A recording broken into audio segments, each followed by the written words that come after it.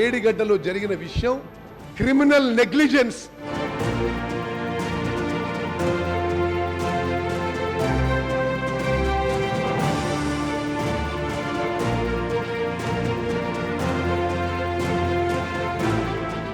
Welcome to Akeru news.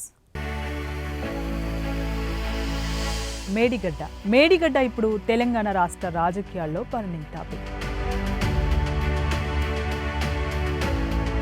గత BRS ప్రభుత్వం ప్రతిష్టాత్మకంగా చేపట్టిన ఈ సాగునీటి ప్రాజెక్ట్ ఇప్పుడు బీఆర్ఎస్ పార్టీని మరింత ఇరుకును పెట్టే అంశంగా మారబోతోంది.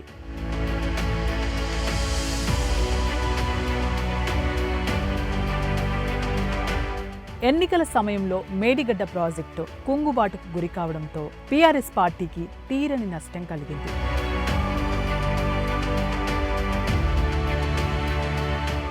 బీఆర్ఎస్ పరాజయానికి అనేక కారణాల్లో మేడిగడ్డ కుంగుబాటు కూడా ఒక ప్రధాన కారణంగా నిలిచిపోతుందన్న చర్చ లేకపోలేదు.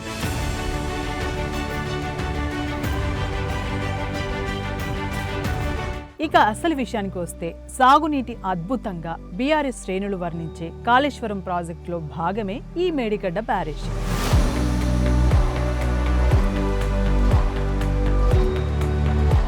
కుంగిన మేడిగడ్డ బ్యారేజ్ నిర్మాణ పనులు ఎవరు చేయాలి అన్న అంశమే అత్యంత ప్రాధాన్యత కలిగిన అంశంగా మారింది.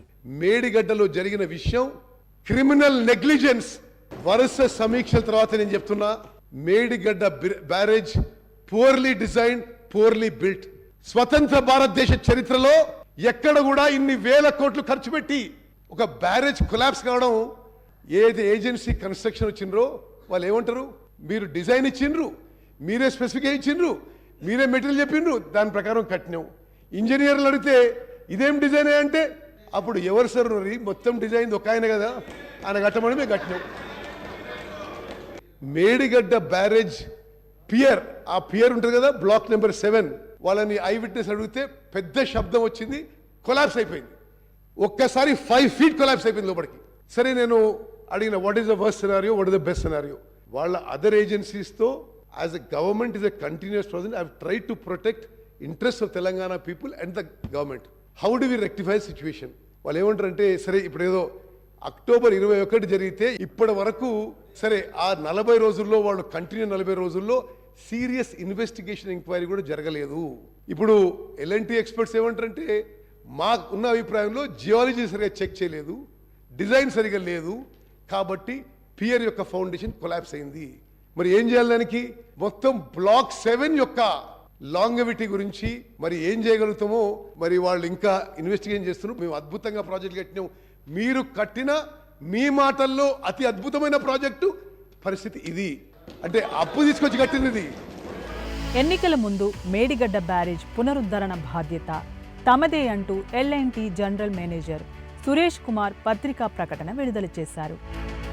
ఇప్పుడు మాత్రం ఈ ప్రకటనకు విరుద్ధంగా కుంగిన మేడిగడ్డ బ్యారేజ్ పునరుద్ధరణ బాధ్యత తమది కాదంటూ ఎల్ఎన్టీ ఉన్నతాధికారులు చేతులెత్తేస్తున్నారు. నిబంధనల ప్రకారం డిఫెక్ట్ల లయబిలిటీ పీరియడ్ సైతం ముగిసిందని వాదిస్తున్నారు.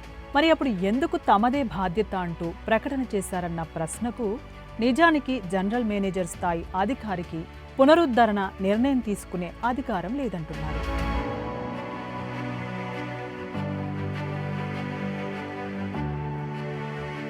అంతేకాకుండా ఆయన మీద అప్పుడు తీవ్ర స్థాయిలో రాజకీయ ఒత్తిడి ఉండటం వల్ల ఆ ప్రకటన చేశారని ఎల్ఎన్టీ సంస్థ ఉన్నతాధికారులు చెబుతున్నట్లుగా తెలుస్తోంది.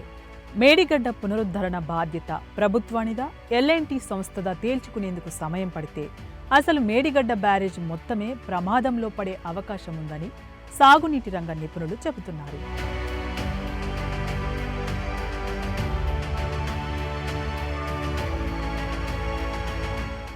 బ్యారేజ్ పునరుద్ధరణ పూర్తి కాకముందే నీటిని నిల్వ చేస్తే మొత్తం బ్యారేజ్కే ప్రమాదం ఉందని నేషనల్ డ్యామ్ సేఫ్టీ అథారిటీ అధికారులు ఇదివరకే హెచ్చరించారు.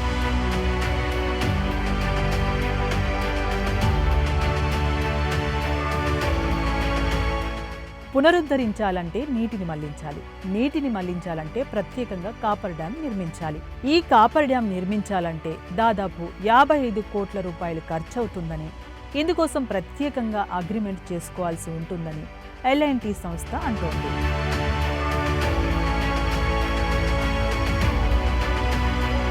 పూర్తి స్థాయి పునరుద్ధరణ పనులకు మరో 600 కోట్ల వరకు ఖర్చయ్యే అవకాశముందని సాగునీటి రంగ నిపుణులు అంటున్నారు.